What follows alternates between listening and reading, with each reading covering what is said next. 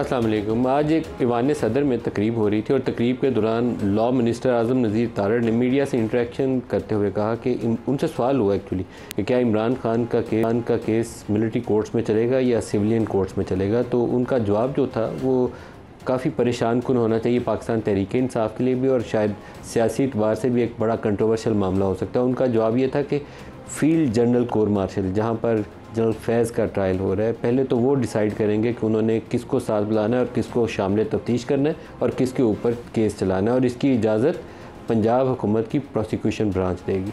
और ये बहुत ही कंट्रोवर्शियल स्टेटमेंट मैं इसको कहूँगा, क्योंकि being a former prime minister उनका केस क्या मिलिट्री कोर्ट में चल सकता है या नहीं चल सकता, उसके ऊपर सियासी हलकों में अभी भी बहस चल रही है और अदालती हलकों में भी ये मामला जाएगा। लेकिन लॉ मिनिस्टर का ये बयान तो एक निशानदेही कर रहा है कि आने वाले दिनों में क्या इक़दाम लिए जा सकते हैं या क्या होने जा रहा है। इमरान खान का भी आज मीडिया इंटरेक्शन था अदालत के अंदर, तो उनका स्टेटमेंट जो है वो भी कुछ चीज़ों की निशानदेही कर रहा है। ये नहीं पता कि वो अपनी आस और उम्मीद की रोशनी में कह रहे हैं ये बातें या किसी इन्फॉर्मेशन की बुनियाद के ऊपर कह रहे हैं। उनका कहना था कि अगर प्लान बी बन गया, ये इस्टेब्लिशमेंट की तरफ इशारा कर रहे हैं, अगर प्लान बी बन गया तो शहबाज शरीफ उतरते ही मिसिंग पर्सन हो जाएंगे।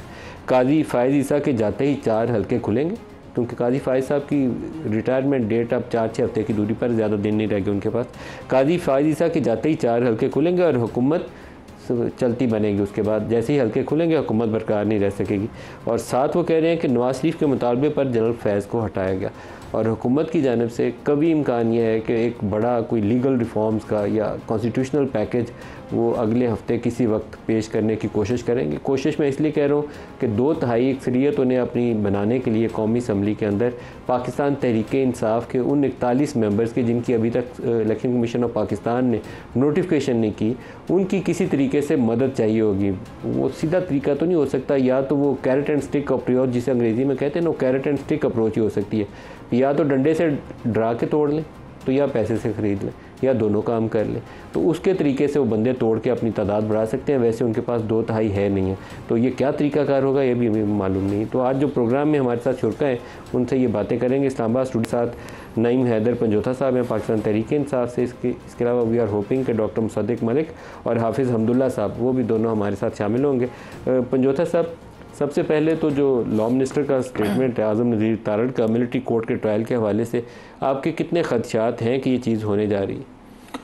देखिए, बहुत शुक्रिया आपने मौका दिया नदीम भाई। पहली बात तो ये है कि हमारे खदशात इस हवाले से हैं क्योंकि पहले मिलिट्री ट्रायल जो है सिविलियन का हो रहा है, और बल्कि हो रहा क्या कंक्लूड हो चुका है और उसके ऊपर फैसला भी नहीं आया। 88 लोगों का 88 लोग इस वक्त मिलिट्री कस्टडी के अंदर हैं। मुझे बड़ा अच्छी तरह याद है कि यही काजी फ़ाइज़ साहब थे जिन्होंने फ़ैसला लिया था और उसमें इन्होंने कहा था कि अगर आईनी तरमीम भी की जाएँ तब भी सिविलियन का मिलिट्री ट्रायल नहीं हो सकता, क्योंकि जब आपके पास अदालतें मौजूद हों, जब आपके पास मुतलका कोर्ट्स मौजूद हों, चाहे वो एंटी टेररिज्म एक्ट के तहत जो है वो मुकदमात हों या दीगर 302 का हो मुकदमा या कोई भी हो, स्पेशल कोर्ट्स मौजूद हैं, तो फिर आप मिलिट्री ट्रायल कैसे कर सकते हैं? नंबर 1।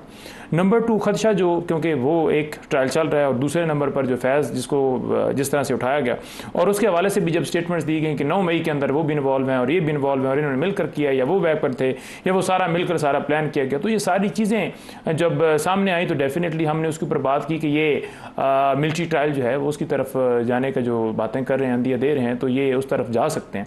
इसी हवाले से हमने लाहौर हाई कोर्ट के अंदर एक पटिशन दायर की जिसमें हमने ये इस्तदा की कि इमरान खान साहब की कस्टडी जो है वो मिलिट्री के पास फैज़ के ऊपर जो एक इल्ज़ाम ये है कि 9 मई के वाक़यात के अंदर जिन जगहों पे प्रोटेस्ट हुए या जिन जगहों पे तोड़फोड़ हुई, उन जगहों की निशानदेही जनरल फैज़ ने की थी, या उन्होंने जो एक रिटायर्ड लोगों का, या हो सकता है कुछ हाजिर सर्विस ने भी जो सपोर्ट दी और 9 मई में या इमरान खान को, उसके अंदर भी उनका रोल है। ये इल्ज़ाम है, ये म्यूटनी के ज़ुमरे में आता है, और म्यूटनी के ज़ुमरे में अगर जनरल फैज़ आए तो फिर उनके साथ नाम इमरान खान का आता है। ये है तो कंट्रोवर्शियल मामला, लेकिन ये अब सामने 2-4 हफ्तों में सामने आ जाना है। देखिए, म्यूटनी का मामला हो, आपने दहशतगर्दी के मुकदमात बनाने हों, आपने 302 का मुकदमा बनाना हो, बागी हैं आप, जनाब मुबे वतन नहीं हैं आप, गद्दार हैं, ये हैं वो, ये सारे मुकदमात आपने पहले बनाए हुए हैं और इन मुकदमात के अंदर जान नहीं है। जहाँ तक बात रही कि फैज़ का ट्रायल हो रहा है, खान साहब ने क्यों कहा कि ओपन ट्रायल किया जाए? क्योंकि जब बंदा सच्चा होता है तो वो कहता है कि पूरी दुनिया देखे कि क्या मामला है, हकायक क्या है। वो तो आज भी कह रहे हैं कि CCTV फुटेज सामने लाई जाए। वो तो आज भी कह रहे हैं कि 9 मई के हवाले से हमारी जुडिशल कमीशन बनाने की दरखास्त सुप्रीम कोर्ट में पेंडिंग है, वो क्यों नहीं समाज के लिए फिक्स की जा रही। कौम के सामने आया कि कौन असल 9 मई करवाने वाला है। आपको खदशा है कि इमरान का केस फौजी अदालत में जा सकता है? देखिए, खदशा बिल्कुल है, क्योंकि ये खुद सारी बातें कर रहे हैं और पहले मिलिट्री ट्रायल जो है स्टार्ट है, तो हमें बिल्कुल है, क्योंकि 9 मई के हवाले से जो केसेस चल रहे हैं उसके अंदर जो है वो इस तरफ लेकर जाया जा सकता है। और जिसकी इन्होंने खुद भी ये जिक्र किया है कि 9 मई के केसेस के अंदर जो है वो मिलिट्री कस्टडी के अंदर दिया जा सकता है, और जहाँ पर फैज़ की गिरफ्तारी के बाद भी ये स्टेटमेंट मुख्तलिफ आई हैं। तो लिहाजा वो तो खदशात हैं हमें, और ले जाने का भी इनका इरादा, और इसलिए हम हाई कोर्ट के अंदर भी गए हैं और हम ये इस्तदा करते हैं कि वो पटिशन लगाई जाए ताकि जो है वो रुकावट जो हम चाहते हैं कि कस्टडी ना दी जाए उसके ऊपर मनवान हो। जहाँ तक सबूतों की बात है, अगर आपके पास सबूत होंगे तो फिर आप जो है वो कोई जुर्म भी है उसको साबित करेंगे। आपके पास तो एविडेंस ही नहीं है। जब एविडेंस ही नहीं है तो ये मिलिट्री कस्टडी क्या हो, कोई और कस्टडी भी लेकर जाएं तो कोई उस चीज़ की वक़्त नहीं। अच्छा, ये बड़ा अहम मामला है मेरे ख्याल में। इस पर डॉक्टर मुसद्दिक मलिक साहब हमारे साथ शामिल हो चुके हैं, तो उनसे भी इसके ऊपर रद्द-ए-अमल लेना चाहिए। आज आज़म नज़ीर तारड़ साहब ने अभी प्रेसिडेंट हाउस में मीडिया से इंटरेक्शन करते हुए उन्होंने कहा कि field general court martial general Faiz का जो ट्रायल कर रही है वो डिसाइड करेगी का मुकदमा उसको उन्होंने शामिल करना है मिलिट्री कोर्ट के अंदर या नहीं करना, और पंजाब हुकूमत की प्रोसिक्यूशन ब्रांच उससे उसकी इजाज़त तलब करी जाएगी या उसकी इजाज़त पंजाब हुकूमत देगी। ये काफ़ी थॉर्नी और कंट्रोवर्शियल इशू है। आपको लगता है कि सियासी तौर से बहुत बड़ा भूचाल आएगा अगर एक फॉर्मर प्राइम मिनिस्टर का केस मिलिट्री कोर्ट में चल पड़ता है? देखिए, एक फॉर्मर DGI का केस जो है वो मिलिट्री कोर्ट में वो तो चलना ही मिलिट्री कोर्ट में। जी, मैं तो आपके सामने आप भूचाल की बात कर रहे हैं, न जाने क्या होगा। जो कुछ भी होगा एविडेंस की बुनियाद पे होगा, अगर कुछ नहीं निकलेगा तो कुछ भी नहीं होगा। तो आपके ख्याल में फॉर्मर प्राइम मिनिस्टर का केस मिलिट्री कोर्ट में चलना चाहिए? मैंने तो आपको कहा कि कुछ भी नहीं होगा तो कुछ भी नहीं चलेगा, बट चलना चाहिए या नहीं चलना? मैं दोबारा आपको बता रहा हूँ कि हर मुल्क के अंदर ये कवानीन जो है मिलिट्री ट्रायल वाले, कुछ हमने बनाए होंगे, कुछ खान साहब ने भी बनाए हुए हैं कि मिलिट्री कोर्ट होने चाहिए, सिविलियंस का ट्रायल होना चाहिए या नहीं होना चाहिए। तमाम कानून इमरान खान साहब खुद बना चुके हैं। मैं जो बात कह रहा हूँ वो ये है कि इस मुल्क के अंदर एक तरीक़ाकार है जिसमें अगर कोई चीज़ साबित हो जिसके तहत किसी का केस मिलिट्री ट्रायल में जाना चाहिए, अगर कोई ऐसी चीज़ होगी तभी ये डिबेट खुलेगी। अभी तो कोई ऐसी डिबेट खुली नहीं है। सर खुल गई ना लॉ मिनिस्टर के बयान के बाद। लॉ मिनिस्टर ने ये तो नहीं कहा कि हमारे पास एविडेंस है ऐसा होगा, वो तो ये कह रहे हैं। फैज़ का जो केस है, जनरल फैज़ के ऊपर इल्ज़ाम यह है कि 9 मई के वाक़यात के अंदर उनका रोल है। 9 मई के वाक़यात के ऊपर अगर फील्ड जनरल कोर्ट मार्शल जो भी उसको मेजर जनरल हेड कर रहे हैं, जो भी हेड कर रहे हैं, वो डिसाइड करते हैं कि उस वक्त के वज़ीर आज़म या former prime minister Imran Khan 9 मई के अंदर उनका भी रोल हो सकता है, उनको भी तलब किया जाए, तो इज़ इट ओके, एक्सेप्टेबल? देखिए, मेरे नुक्ता नज़र से तो अगर कोई कानून के तहत कोई ऐसी चीज़ हुई है जिससे कोई बगावत या कोई दहशतगर्दी या वो तमाम अवामिल जिसके लिए मिलिट्री कोर्ट्स बनाए गए थे, अगर वो होगा तो वो सब पे लागू होगा, उसमें कोई एक्सेप्शन तो कट हो नहीं सकती। सर सिविलियन और मिलिट्री के लोगों के ट्रायल में फर्क का कोई बिल्कुल फ़र्क है, मगर मैं आपको ये इसी वजह से मैंने आपको याद करवाया कि इमरान खान साहब के दौर में सिविलियंस के मिलिट्री ट्रायल के मुतल्लिक कुछ कवानीन पास हुए थे, कुछ हिदायत दी गई थी, उनके अंदर एक तरीक़ाकार तय किया गया था कि अगर ये आप इंक्लाइन है कि ठीक है अगर वो फील्ड जनरल कोर्ट मार्शल बुलाना चाहती है तो बुला ले, आप ये कह रहे हैं? नहीं, मैं बिल्कुल ये नहीं कह रहा हूँ मलिक साहब। मैं आपको कह रहा हूँ कि मुल्क के आइन के मुताबिक कोई अगर शवाहिद ऐसे किसी के ऊपर भी निकलते, मैं तो खास आपका जिक्र भी नहीं कर रहा, आप कर रहे हैं, मैं तो ये कह रहा हूँ। सवाल इमरान के मतलब इमरान को तलब होना चाहिए। देखिए, मैं ये कह रहा हूँ कि कोई भी कानून डिस्क्रिमिनेटरी तो नहीं हो सकता ना कि आप इन पे लगा दें और मुसद्दिक साहब आएंगे तो नहीं लगेगा, ऐसे तो नहीं होता सर। इसमें डिस्क्रिमिनेशन है कि मिलिट्री पर्सनल का केस चलता है मिलिट्री कोर्ट्स के अंदर और जो सिविलियन है उनका सिविलियन कोर्ट्स। जी एग्जैक्टली, इसमें तकसीम एग्जैक्टली। मगर जब ये कानून इमरान खान साहब ने बनाया कि कुछ सिविलियंस का जिनके ऊपर इस तरह के मुकदमात हों उनका ट्रायल मिलिट्री कोर्ट में चलेगा, तो उनके गुमान में क्या था? आप कह रहे हैं इसलिए क्या हो जाना चाहिए? मैं ये बिल्कुल नहीं कह रहा, मैं तो बिल्कुल नहीं कह रहा हूं। आप इनडायरेक्ट आंसर करें, डायरेक्टली देखिए, जिस दिन आप मेरे सामने एक स्पेसिफिक एविडेंस रखेंगे तो मैं आपको स्पेसिफिक जवाब दूंगा कि जो कानून बनाया गया था उसमें ये लवाजमात थे, ये पूरे उतरते हैं, ये शवाहिद आए हैं, ये होना चाहिए, यार ये बिल्कुल पूरा नहीं होता, ये बिल्कुल नहीं होना चाहिए। आज जब किसी के पास कोई शहादत नहीं, अभी इन्होंने कहा कि जो 9 मई के हवाले से, मैं जब दाखिल हुआ मैंने पूरी बात नहीं सुनी, लेकिन लगा ऐसे कि पंजोता साहब कह रहे हैं कि जनरल फैज़ का ट्रायल भी ओपन कोर्ट में होना चाहिए ताकि दूध का दूध पानी का पानी हो जाए। आप मुझे ये बताएं, ताकि सच्चाई सामने आ जाए, आप मुझे बताएं आपको सच्चाई मालूम है? क्या आप उस सच्चाई में शरीक थे? आप आज जो इतना दावा बड़ा कर रहे हैं कि जनाब हमें सच्चाई मालूम है और आप इसको बाहर लेकर आएं ताकि सच्चाई सामने, तो आपको सच्चाई मालूम है? आपको मालूम है? नहीं, बिल्कुल नहीं। इस वजह से मैंने तो कोई भी मुतालबा ना किया, ना बंद का किया, ना मिलिट्री कोर्ट का किया, ना सिविलियन कोर्ट का किया। मैंने ये कहा जो आइन और कानून कहता है, फ़ौज एक इदारा है, उस इदारे के कवानीन हैं, उन कवानीन के तहत उन्होंने मुनासिब जाना कि वो एक शख्स का फील्ड कोर्ट मार्शल करें। एक और साहब हैं जो कह रहे हैं कि हमें सच्चाई मालूम है, हम चाहते हैं कि जनरल फैज़ का ट्रायल ओपन कोर्ट में हो। मैं पूछता हूं आपको क्या मालूम है जिसकी वजह से आप ये कह रहे हैं कि ये ओपन ट्रायल होना चाहिए? यानी क्या आप उसमें शरीक हैं? आपको मालूम है कि असल बात क्या है? तो वो क्या है हमें भी बता दीजिए ताकि ये एविडेंस भी सामने आ जाए मिलिट्री कोर्ट के लिए। आप मिलिट्री कोर्ट के अंदर शहादतें टीवी पे बैठ के दे रहे हैं, आपको क्या मालूम है? आप हमें बताएं ना। मैं भी तो इस प्रोग्राम में यही सुनने आया हूं कि ये कह रहे हैं सच्चाई हमें मालूम है, तो मैं कहता हूं वो सच्चाई बताएं। आपको अगर ये दिफा में आना चाहते हैं। आपको खुद भी मालूम नहीं? नहीं मालूम, बिल्कुल नहीं। लेकिन मैं तो किसी 9 मई के मुकदमात पंजाब हुकूमत ने इमरान खान पे कायम कर, मैं सीधी बात पता नहीं, मैं किसी के दिफा में नहीं, लेकिन आपको पता नहीं है, लेकिन मैं आपकी हुकूमत ने बनाया हुआ है। मैं जानता हूं। मैं ये कह रहा हूं जब आप इन्वेस्टिगेट करेंगे, जब चीजें सामने आएंगी तभी कोई कोर्ट फैसला करेगी ना। लेकिन आपने मुकदमा किस बुनियाद पे बनाया था? जो एविडेंस सामने आया, वो एविडेंस क्या जाहिर करती है? जो एविडेंस बिल्कुल ये जाहिर, जो एविडेंस मैंने उनका एविडेंस नहीं देखा क्योंकि मेरी वजारत में भी नहीं आता, लेकिन जो मेरे सामने बातें की गई हैं उनमें यह था कि जो 9 मई की साजिश हो रही थी, इस बुनियाद पे कि खान साहब ने 2 मरतबा, एक मरतबा तो गाड़ी में बैठते हुए भी ये कहा कि अगर ये मुझे पकड़ेंगे तो ये वे होगा। ये उनका घर से बाहर निकलते हुए टीवी का एक क्लिप है जो उन्होंने कहा था कि मुझे अगर अरेस्ट किया जाएगा तो उसके फिर जो भी मुज़मिरात और नुकसानात हैं वो होंगे। लोगों ने उससे ये बावर किया, और हो सकता है कुछ एविडेंस हो जो मेरे सामने नहीं आया, इन्वेस्टिगेशन एजेंसीज के सामने आया होगा, कि वो जो 9 मई की साजिश हुई उसमें गालिबन खान साहब शरीक थे। मैं गालिबन क्यों कह रहा हूं? क्योंकि मेरे पास कोई एविडेंस नहीं है। अगर कोई एविडेंस सामने आएगा साहब तो फिर उनको सामना करना पड़ेगा, मगर अगर कोई बगैर एविडेंस के आपकी हुकूमत ने मुकदमा बनाया हुआ है, दैट शोज कि आपका मुकदमा कितना नहीं। पहली बात तो ये मलिक साहब, आप मुझे कह रहे हैं, आप मुझे ये कह रहे हैं कि मैं आपको ये कह रहा हूं कि अगर एविडेंस होगा, क्योंकि जब आपके ऊपर मुकदमा बनता है, इन्वेस्टिगेशंस होती हैं, उसकी रिपोर्ट आती है, उसमें कोई चीज़ें सामने आती हैं, अगर कोई चीज़ सामने नहीं आएगी तो कुछ भी नहीं होगा। हाफिज़ अब्दुल्ला साहब, इमरान खान से सारे मुल्क के चाहे सियासी इख्तलाफात हों, 25 करोड़ लोग उनसे सियासी इख्तलाफ कर रहे हों, लेकिन being a former prime minister और सिविलियन और मिलिट्री की तखसीस करते हुए, क्या उनका ट्रायल मिलिट्री कोर्ट्स में चलना चाहिए या नहीं चलना चाहिए? कुछ प्रिंसिपल पोजीशन आपकी इस पर क्या होगी? बिस्मिल्लाहिर्रहमानिर्रहीम। बहुत शुक्रिया नजीम मलिक साहब। देखिए, बुनियादी तौर पर अगर आप मुझे इजाज़त दीजिए, आपके सवाल का जवाब देने से पहले मैं माजी में जो कुछ हुआ 9 मई को, उसके बारे में मौक़िफ़ जमीयत उलमा इस्लाम का बिल्कुल वाज़ेह था कि 9 मई जो कुछ हुआ ये रियासती अलामात पर एक हमला था, जिसकी हमने जितनी मज़म्मत करनी चाहिए थी जमीयत उलमा इस्लाम ने उन्हें की, और जिसने भी ये किया है उसके ख़िलाफ़ कानून के मुताबिक कार्रवाई होनी चाहिए। ये तो एक मौक़िफ़ है। अब आइए 8 फरवरी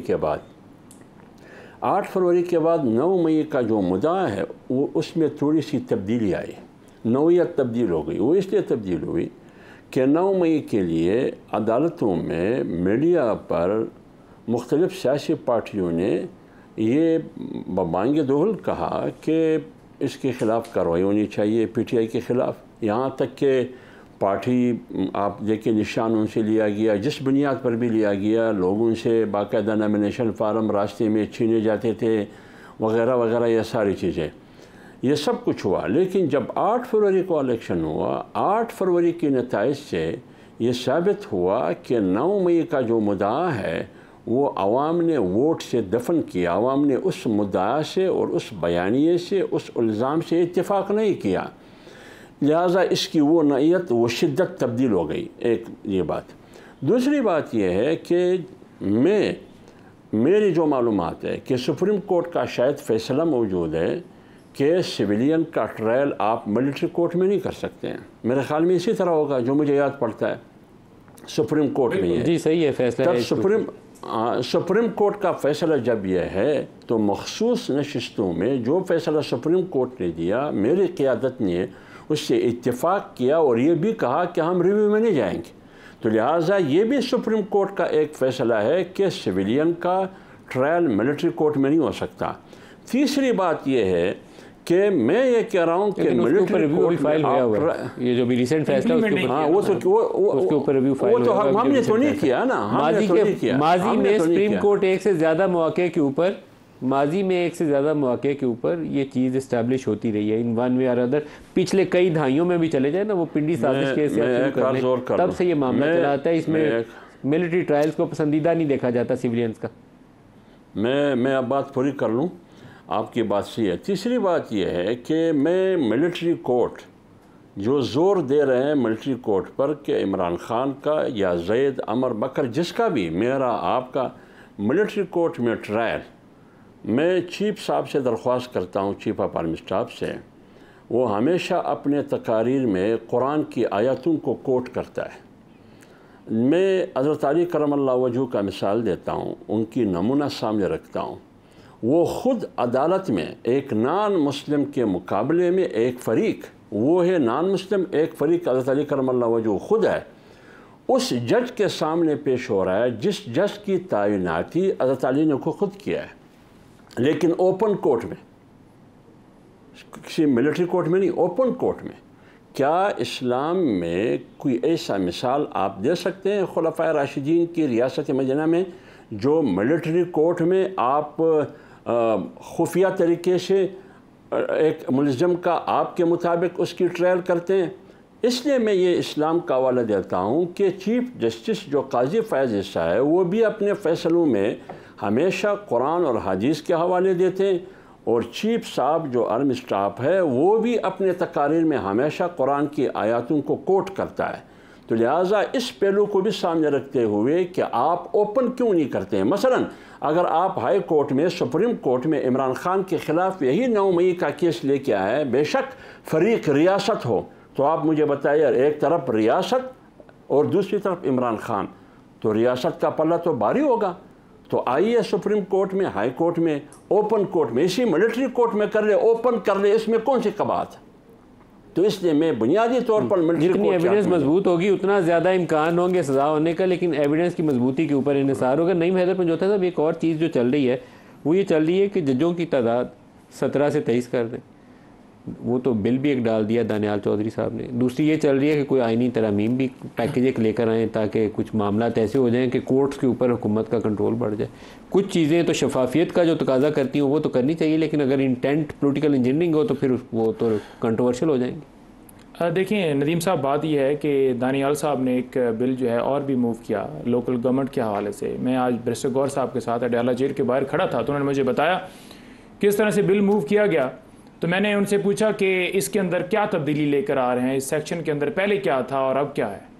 तो उनके पास कोई जवाब नहीं था, उन्हें नहीं पता था कि क्या, क्योंकि वो ना पढ़ के आए थे ना उन्हें पता था, क्योंकि पीछे भेजा गौर को नहीं था पता ना दानियाल जिसने बिल पेश किया है, तो इन्हें तो पता ही नहीं है कि कौन कौन सी तरामीम की जा रही हैं। इन्हें तो भेज दिया जाता है एक ड्राफ्ट के, ले जाएं जी आप, जैसे जज फैसला सुनाता है कि सुना दें फैसला, सजा दे दें इमरान खान को। जजों की तादाद बढ़ाई जानी चाहिए। देखें जजेस की तादाद बढ़ाना भी इसी के अंदर जो है इनका प्लान है। जो डाका डाला गया है उसके ऊपर पर्दा डालना है। जो 8 फरवरी को डाका डाला गया है, जो ह्यूमन राइट्स की वॉयलेशन हो रही है, 9 मई की पिटीशन ना लगना, 17 से 23 करेंगे तो उसे डाका कैसे। गुजारिश ये है कि 8/5 से पहले फैसला है मखसूस नशिस्तों का, ठीक है। इन्होंने देख लिया कि इंसाफ देने वाले जजेस जो हैं इधर 8 मौजूद हैं। हमने पूरी कोशिश की, कैमरे लगा, इंसाफ देने वाले हैं, आप तफसीस ना करें, ये कंटेम्प्ट के जुमरे में आता है। गुजारिश सुन लें, 8 की राय एक तरफ थी आपके हक में, गुजारिश राय की बात नहीं है, राय की बात नहीं है। 2 जजेस को इस्तीफे दिलवाए गए। क्या आप समझते हैं कि उन्होंने अपनी मर्जी से इस्तीफे दिए? ट्रॉलिंग की गई, उनके खिलाफ कैंपेन की गई, मीडिया के अंदर आकर प्रेस कॉन्फ्रेंस की गई। एक जज साहब के ऊपर तो करप्शन का रेफरेंस फेस करते तो इस्तीफा गुजारिश सुन ले, 2 उधर 6 इस्लामाबाद हाई कोर्ट के जजेस, उन्होंने लेटर लिखा कि इस तरह से डराया जा रहा है, धमकाया जा रहा है। काजी फैसल साहब खामोश, इस्तीफा दे के तो नहीं गए, देखें वो तो बैठे हुए। देखें तो बात यही है ना, तो साबित हो गया कि किस तरह से मुदाखलत की जा रही है, और मुदाखलत जो जज कबूल नहीं करता उसके खिलाफ फिर कैंपेन होती है। अगर ये 17 से 23 हो जाए, 6 और जज आ जाए, तो वो डाका कैसे डलेगा? मैं तो इस चीज का आपको पूछ रहा हूं। कैसे डलेगा कि पहले डाका डाला, सुप्रीम कोर्ट में दरखास्त फिक्स नहीं हुई, देख लिया कि मेजोरिटी वहां पर है। 23 होने से क्या होगा? देखिए 23 होने से ये होगा कि जो भी पिटीशन जाएगी सुप्रीम कोर्ट में, उसमें अपनी मर्जी का फैसला लिया जाएगा। कैसे? जैसे अब मखसूस नशिस्तों का 8-5 का फैसला है, तरीकाकार है, बेंच बनाने का तो तरीकाकार है। 3 सीनियर मोस्ट जज बैठ के बनाते हैं, फर्देबाद तो नहीं बना सकते। देखिए बनाते हैं, लेकिन जब तादाद बढ़ जाएगी और उस बड़ी तादाद के अंदर अपनी मर्जी के जज लाए जाएंगे तो वो डेफिनेटली आपके हक में रहेंगे। बिला वजह क्या? बिला वजह क्या? बिला वजह क्या? या तो बताएं कि उसमें कोई फेवरेट नाम आ गए हैं कि अब पसंदीदा लोग हैं, इनको अंदर डालने लगे। फेवरेट आए एडहॉक जजेस वाले अपनी मर्जी के लेकर, आपके ख्याल में क्यों लेकर आए? फेवरेट? और हमारा पॉइंट जो है यहाँ पर ये भी बनता है, आप उसको चैलेंज करें।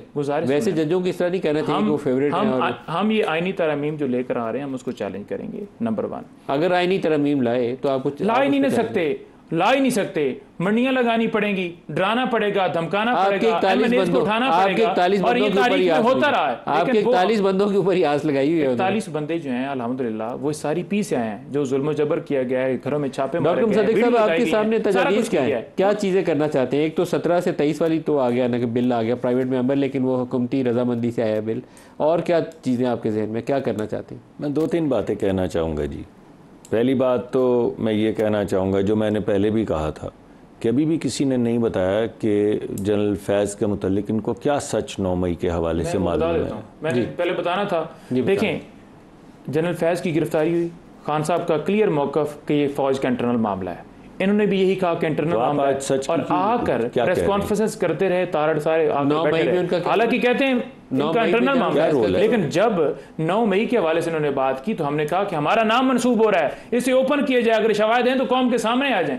तो क्यों भाग रहे? नहीं आए। पहली बात तो ये है कि इनको अगर मालूम है कि जनरल फैज़ का क्या रोल था, या ये कह रहे हैं कि नहीं रोल था, फौज के अंदर एक कोर्ट मार्शल हो रहा है, मुझे नहीं मालूम था ये 9 मई वाला लिख के दे दिया गया है और ये ट्रायल इस बुनियाद पर लिख के दिया मुझे नहीं मालूम। This is the known reality. Known reality तो देखिए ना, बात ये है कि अगर तो आपको मालूम है, मुझे नहीं मालूम। तो जर्नलिस्टों को जो पता है वो यही है कि उनके ऊपर सबसे बड़ा चार्ज इस वक्त 9 मई है, और एक वो जमीन वाला केस है। अगर मैं आपकी बात मान लूं कि 9 मई के हवाले से है, तो फौज ने किसी एविडेंस की बुनियाद के ऊपर उनका जनरल फील्ड कोर्ट मार्शल शुरू किया है 9 मई के हवाले से। जो ऑफिशियल स्टेटमेंट थी ना इसके ऊपर, उन्होंने कहा था कि आफ्टर रिटायरमेंट उनकी ऐसी सरगर्मियां थी जिसके ऊपर ये फील्ड भाई देखिए आपने, और एक वो देखिए हाउसिंग सोसाइटी और आफ्टर रिटायरमेंट ये दोनों। जी मैं ये कह रहा हूँ कि अभी थोड़ी देर पहले तक तमाम गुफ्तगू 9 मई की हो रही थी।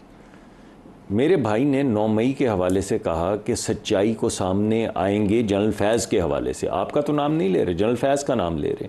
इनको कुछ मालूम है तो हमें बताएं कि उनकी क्या इन्वॉल्वमेंट थी। फ़ौज ने तो, अगर आपकी बात दोनों की मैं सुन लूँ 9 मई के हवाले से, तो फ़ौज अगर ये कह रही है कि हमारे पास सबूत हैं कि कोई इन्वॉल्वमेंट थी, अगर 9 मई की बात, क्योंकि सारी बात 9 मई की हुई है, ये 30 सेकंड पहले तक जब हमने कहा बड़ा इशू ही 9 मई है हमारे ऊपर, वो 2017 का टॉपिक है, अगर आप इजाज़त, उसके ऊपर आप फील्ड कोर्ट मार्शल, मैं इजाज़त तो आपसे तलब कर रहा हूँ गुफ्तगू की। मैं ये कह रहा हूँ अगर आप दोनों की बात ठीक है और ये कह रहे हैं कि मुझे सच्चाई मालूम है, तो मैं ये चाहता हूँ ये सच्चाई पेश करें।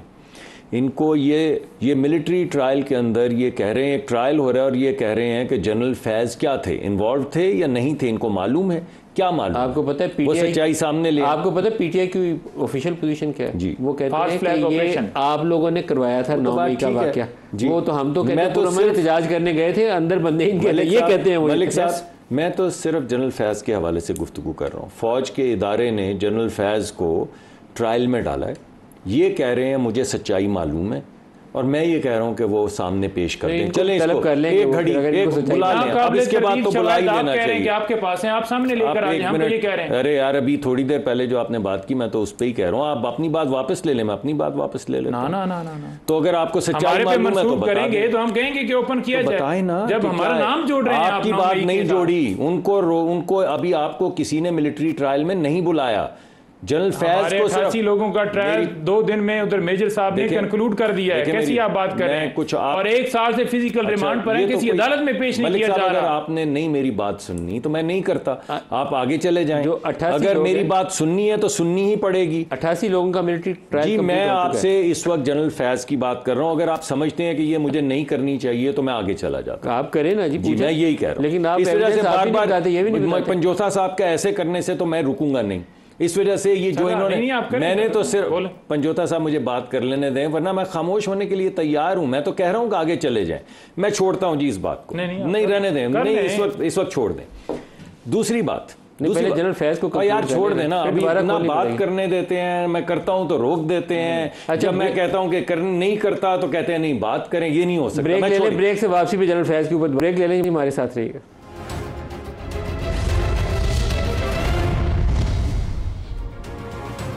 प्रोग्राम में दोबारा खुश आमदीद कहते हैं। डॉक्टर मुसद्दिक साहब, आपसे बात अधूरी रह गई थी। जनरल फैज़ अगर 9 मई में इम्प्लिकेट होते हैं, म्यूटनी का चार्ज बनता है, वो फ़ौज के सरबराह के ख़िलाफ़ अगर ये इल्ज़ाम साबित हो जाए तो म्यूटनी का चार्ज है, तो उसमें क्या इमरान खान का मिलिट्री ट्रायल होगा या सिविल कोर्ट में चलेगा? देखिए, अगर उस म्यूटनी के अंदर कोई शरीक होगा और अगर कोई एविडेंस सामने आएगा तो फिर तो ट्रायल होगा। मैं इमरान खान साहब की नहीं, जो भी उस म्यूटनी में शरीक होगा। लेकिन अगर नहीं होगा तो नहीं होगा एक ट्रायल। मैं इस बात को आगे बढ़ाता हूँ क्योंकि इस पर तकरार बहुत ज़्यादा हो रही है और बात आगे नहीं बढ़ रही। दूसरी बात हाफिज़ साहब ने भी की, उन्होंने कहा कि अवाम ने रद्द कर दिया वो फ़ैसला 9 मई वाला जो था, जो मुकदमा था। अगर ये बात है तो ठीक है, फिर जब भी कोई जत्था आएगा या जब भी कोई इलेक्शन होगा तो जो कानूनी रेट है उसको फिर हमें ख़त्म करना चाहिए। जब फैसले कोई अगर इलेक्शन जीत जाता है तो इसका मतलब है कि फिर उसके बाद तो उसके ऊपर कोई क्रिमिनल ट्रायल नहीं होना चाहिए, कभी भी नहीं होना चाहिए, किसी का भी नहीं होना चाहिए। जो इलेक्शन जीत जाए तो वो तमाम क्रिमिनल जो आपके ऊपर चार्जेस हैं, चाहे वो म्यूटनी के हों, चाहे वो आग लगाने के हों, शहीदों के मुजस्समों के सर काटने के हों, या जहाज़ों को आग लगाने के हों, या कोर कमांडर के घर को आग लगाने के हों, या अस्करी टावर को जलाने के हों, या सरगोदा बेस पे हमला करने के हों, या किले के अंदर दाखिल होकर असला लूटने के हों, जब वोट हो गया तो फिर केसेस ख़त्म होने चाहिए और सबके ख़त्म होने चाहिए। क्योंकि फिर तो जत्थों की मदद से राज होगा या वोट की तरफ से राज होगा, फिर अदालत की ज़रूरत नहीं है। फिर तो हमें सिर्फ इलेक्शन करवाने चाहिए और इनको ख़त्म करना चाहिए। तीसरी बात, जो मिलिट्री कोर्ट के हवाले से गुफ्तगू हुई है, मिलिट्री कोर्ट्स आप ख़त्म करवा दें। आप कहें कि कोई फील्ड कोर्ट मार्शल आज के बाद नहीं हो सकता, मिलिट्री का कोई रूल नहीं है, मिलिट्री की कोई अदालत नहीं है, और वो जिस तरीके से भी अपना मिलिट्री का फील्ड कोर्ट मार्शल करते हैं, आप ये कह दें कि बस इसको ख़त्म करें, सब हमेशा के लिए ख़त्म करें। किसी एक मौके के लिए तो ख़त्म नहीं हो सकता, ख़त्म होगा तो हमेशा के लिए होगा। और अगर military trials court, field court martial public होने हैं या टेलीकास्ट होने हैं तो सबके होंगे। फिर नई तजवीज़ सामने आ रही है कि जजों की तादाद 17 से 23 कर दें, तो वो कहते हैं कि इसका एक मकसद ये है कि वो जो 13 रुकनी बेंच का फ़ैसला आया हुआ है मखसूस नशिस्तों का, PTI को दे दी जाए 8-5 से। तो अगर रिव्यू में जाया जाएगा तो नए जज डलने से बड़ा बेंच बैठेगा, तो हो सकता है मुखालफिन की तादाद बढ़ जाए। इस तरह की बातें की जा रही हैं। इसी तरह कॉन्स्टिट्यूशनल पैकेज का जिक्र हो रहा है कि जजेस की रिटायरमेंट एज, कुछ कहते हैं कि उसको 68 कर दिया जाए, जनरल फैज़ को 3 साल, जनरल फैज़ नहीं, काजी फ़ाइज़ ईसा को 3 साल और मिल जाएंगे, और कुछ कहते हैं कि 62 कर दिया जाए ताकि जस्टिस मंसूर अली शाह, जस्टिस सत्तर मिनल्ला, ये सारे वैसे ही रिटायर हो जाएं। ये गॉसिप चल रहा है इस वक्त इस्लामाबाद में। तो आप लोग क्या हुम्मत से कि ये करने के इरादे क्या हैं इनके? रिटायरमेंट एज के लिए आईनी तरमीम चाहिए, तादाद बढ़ाने के लिए एक्ट है। देखें, बिल्कुल हमने भी ये सुना कि पहले खबर आई जनाब के काजी साहब को एक्सटेंशन दी जा रही है, फिर आई कि जनाब ये चाहते हैं कि अब जो सीनियरिटी वाला मामला है उसको जो है ख़त्म करके तो 4-5 जो सीनियर जजेस होंगे उनमें से अपनी मर्जी का पैनल आएगा तो पैनल में से किसी एक को लगाया। फिर हमने ये भी सुना कि इस्लामाबाद हाई कोर्ट का अगर कोई जज जो है वो ऊपर नीचे होगा तो फिर उसे जनाब यहाँ से ट्रांसफ़र किया जाएगा और बलूचिस्तान डाल दिया जाएगा। ठीक है, फिर साथ ये भी सारी चल रही है कि तौहीन अदालत का जो है कानून था उसे भी ख़त्म किया जाए, क्योंकि अगर जज कोई इंसाफ देता है तो उसके ऊपर मरियम साहबा या कोई आकर जो मर्जी है उसे तौहीन अदालत के ऊपर आज़म नज़ीर तारड़ ने आज वजाहत किया, क्योंकि वो एक आईनी एक शिक है जिसके नीचे वो एक्ट बना हुआ है, तो उसको नहीं किया जा सकता। लेकिन बाकी इशू अभी फील्ड में है, पता नहीं उसमें से क्या करेंगे और क्या नहीं। वही बात है ना। और मैं ये यहाँ पर ये भी कहना चाहता हूँ कि देखें, बात ये इन्होंने की कि 9 मई के हवाले से 9 मई पे नहीं अभी जाना, ये मामला मुतनाज़ा हो जाएगा। अगर देखिए ऑब्जेक्टिव अगर सियासी हो गए तो मामला बिल्कुल सियासी है ना जी, क्योंकि ये देखें अपनी ज़ात को फ़ायदा देने के लिए सारा किया जा रहा है। और सबसे अगर बुनियादी चीज़ देखी जाए तो 8 फरवरी को जिस तरह डाका डाला गया, उस डाके के बाद फार्म 47 के मुताबिक इन्हें बनाया गया, तो इनको तो आवाम ने मुंतखब ही नहीं किया। और ये आए रोज़ जनाब फलानी पॉलिसी उसके साथ एग्रीमेंट हो गया और हम ये कानून लेकर आए। भाई कौन 25 करोड़ आवाम जो है उसकी तर्जुमानी आपने करनी है। अगर आप फार्म 47 लेकर भी वहाँ बैठे हैं तो 25 करोड़ आवाम को आप कहें कि हमने आपकी तर्जुमानी करनी है। आप अपनी मर्जी से आवाम की मंशा के खिलाफ कानून साजी करना चाहते हैं। आप चाहते हैं कि मुल्क जो है आपके मुताबिक चले, ना कि कानून और आइन के मुताबिक चले। और जहाँ पर बात की जा रही 9 मई के हवाले से, ATC सरगोदा के आज जज आज मुझे अयूब साहब ने बताया कि वो गए थे सरगोदा, उनके ऊपर वो जो जहाज़ को आग लगाने का कोई उनके ऊपर केस बनाया गया था, वो जज ही उठा लिए गए। तो उन्होंने फिर फ़ौरन ही बजर साहब को फ़ोन किया कि आप उनकी बाजियाबी के लिए दरख्वास्त दें, क्योंकि ये वही जज थे जिन्होंने लेटर लिखा था लाहौर हाई कोर्ट के चीफ जस्टिस को। उन्होंने कहा था कि मुदाखलत हो रही है, मुझे एजेंसियां हरासा कर रही हैं। और वो चीफ जस्टिस साहब बोले, उसके बाद चीफ जस्टिस साहब को सीधा सुप्रीम कोर्ट भिजवा दिए कि आप यहाँ पर बैठ नहीं सकते। वो तो एलिवेट हो गए, उनकी तरक्की होगी, सुप्रीम कोर्ट के जज बन गए। एलिवेट किया गया, ये सबको पता है कि वो जज जो हैं वो कहते थे कि हम नहीं मरियम की मानेंगे, हम नहीं एस्टेब्लिशमेंट की मानेंगे, हम कानून और आइन के मुताबिक सूबे में फैसला करेंगे। हाफिज साहब से दोबारा हमारा रब्ता हुआ है। हाफिज साहब, ये जो जजेस की तादाद बढ़ाना है और आइनी तरमीम के जरिए अदलिया को काबू करने की कोशिश है, इसके ऊपर आपकी जमात का JUI का क्या मौक़िफ़? देखिए, मैं थोड़ा मुसद्दिक़ मलिक साहब भाई की 2 बातें थी, उसका मैं ज़रा वजाहत करूँ। एक तो हमने 9 मई का मैंने कहा हम सब इकट्ठे थे, PMLN और हम सब इकट्ठे थे, बैक आवाज़ हमने उसकी मज़म्मत की कि किसी भी रियासत में, किसी भी एक ऐसे माशरे में जब आपकी दिफाई इदारों के मराकज़ पे हमले होते हैं, कोई भी इसकी तायद नहीं कर सकता, वो रिकॉर्ड पर मौजूद है। लेकिन इसका मतलब ये नहीं है कि ट्रायल नहीं हो सकता, ट्रायल भी हो सकता है। सवाल यह है कि ट्रायल कहाँ होना चाहिए, सिविल कोर्ट में या मिलिट्री कोर्ट में। मैंने कहा मिलिट्री कोर्ट के ख़िलाफ़ सुप्रीम कोर्ट का फ़ैसला मौजूद है, लिहाजा मैंने कहा कि मैं सिविल कोर्ट का कायल हूँ, वहाँ होना चाहिए। अब इसमें कबाहत क्या है कि अगर आप एक आदमी की मिलिट्री कोर्ट के बजाय सिविल कोर्ट में उसकी ट्रायल करे और सबूत तो आपके पास मौजूद है, शवाहिद मौजूद है, तो फिर इसमें कौन सी कबाहत है? उसी से सज़ा दिलवाएं आप। एक बात। दूसरी बात यह, जहाँ आपने जजेस की पैकेज की बात की, अभी तक हमारे सामने इस किस्म की कोई चीज़ नहीं आई है कि क्या चाहते हैं हुकूमत या हुकूमती पार्टियों की चाहत क्या है। सबसे पहले उनकी नीयत को देखा जाता है। क्या आप जो जजेस की रिटायरमेंट की मुद्दत में तवसी देना चाहते हैं, क्यों देना चाहते हैं?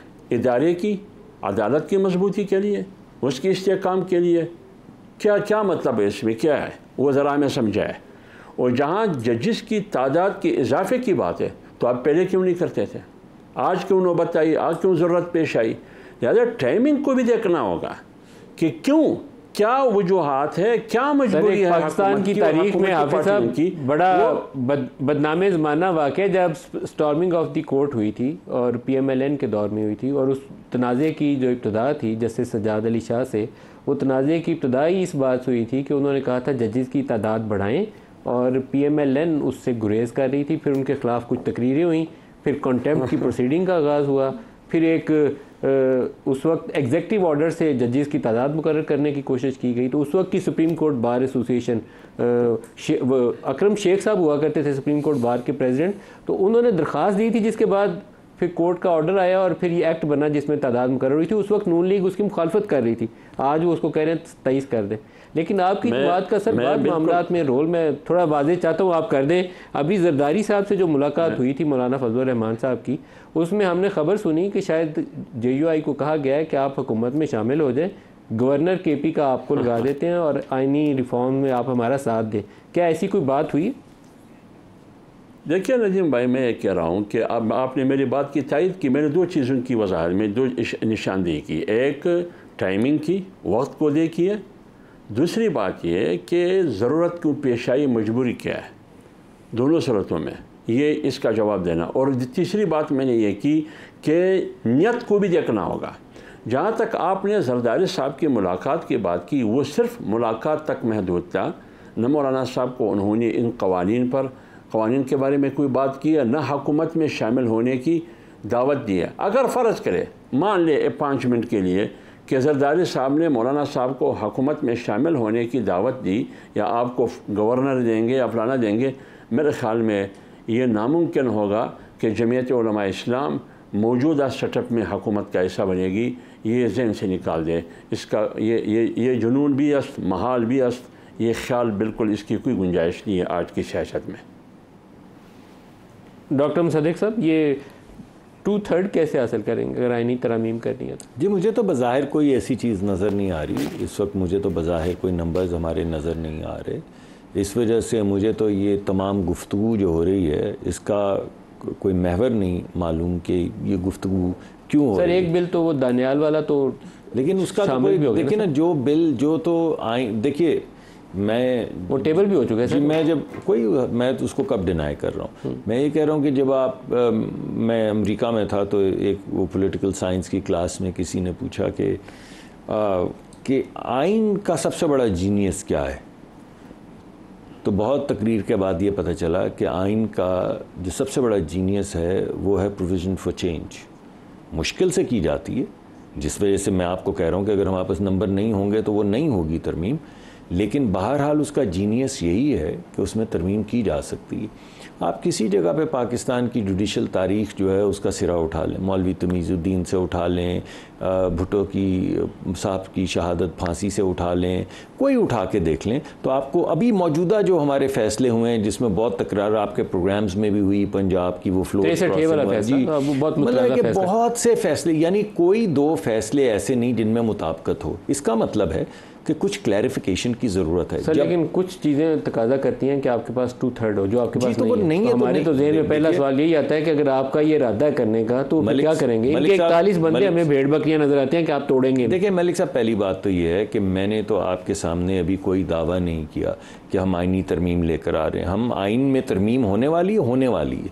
क्यों होने वाली है? क्योंकि ये आइन और कवानीन काम नहीं कर रहे। क्यों मैं ये कह रहा हूँ? क्योंकि जो फैसले आ रहे हैं वो एक दूसरे से मुतसादिम है। एक ही आइन को एक बंदा देख के एक फ़ैसला कर रहा है, दूसरा देख के दूसरा फ़ैसला कर रहा है। इसका मतलब उसमें वजाहत की ज़रूरत है, और अगर नहीं होगी तो कभी भी यानी फ़ैसले जो हैं वो यकसानियत के साथ, जिसको प्रेसिडेंट्स कहते हैं, उस तरह नहीं आएंगे सामने। एक चीज़ और बता दें, क्या नवाज शरीफ इस प्रोसेस की, ये जो आप जुडिशरी को काबू करने की कोशिश कर रहे हैं, उसकी अप्रूवल कर रहे हैं? उसकी जी, मैं ये आपके सामने कहना चाहता हूँ कि नवाज शरीफ या शहबाज शरीफ बिल्कुल किसी अदालत को काबू करने की कोशिश नहीं कर रहे हैं, या मौजूदा हुकूमत। क्या नवाज शरीफ ऑन बोर्ड हैं इस प्रोसेस के, जजेस की तादाद बढ़ाने के और जुडिशल पैकेज लाने की कोशिश कर रहे हैं? ये देखिए ना, अभी मेरे भाई ने थोड़ी देर पहले नाम लेके कॉल आउट किया दानियाल को, जो मेरा बड़ा अच्छा दोस्त है, ये भी दोस्त है, वो बहुत अच्छा दोस्त है।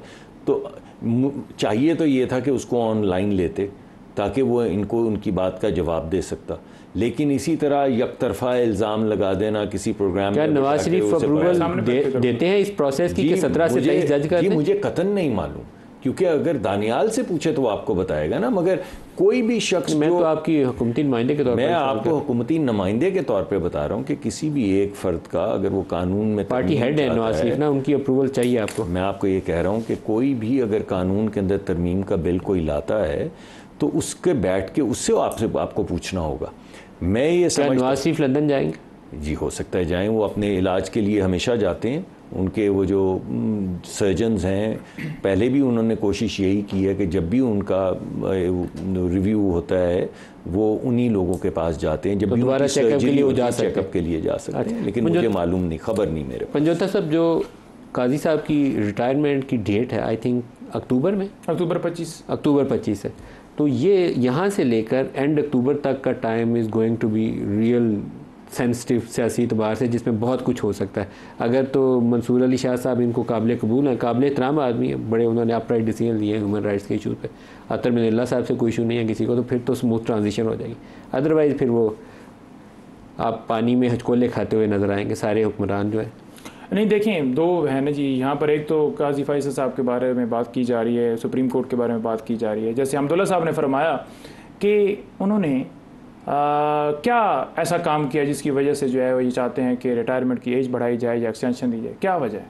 आपके सामने है कि मुल्क के अंदर जो धांधली ज़्यादा डाका डाला गया वही काजी फैसल साहब हैं जो इलेक्शन कमीशन को आकर डिफेंड कर रहे होते हैं कि इनकी इज्जत करें। नहीं, आप इल्ज़ाम आयद कर रहे हैं, मैं आपको सपोर्ट नहीं करता, मैं इसकी नफी करता हूं। ये आपकी ओपिनियन मुतनाज़ा ओपिनियन है। मुतनाज़ा नहीं है। एज पाकिस्तान, ये as chief justice of Pakistan उनके पास 12 दरखास्तें लेकर गए लेकिन उन्होंने नहीं लगाई और अभी भी पेंडिंग है। और हमारा रोज कह रहे हैं उसी बेंच पे बैठ के काजी फैसल साहब ने कहा कि उन्होंने ये फैसला नहीं किया कि बल्ले का निशान छीन लिया जाए, ये इलेक्शन कमीशन ने मिस इंटरप्रेट किया। ना देखें, इलेक्शन कमीशन को आकर वो डिफेंड करते हैं, उनके रिमार्क्स ऑन रिकॉर्ड मौजूद हैं।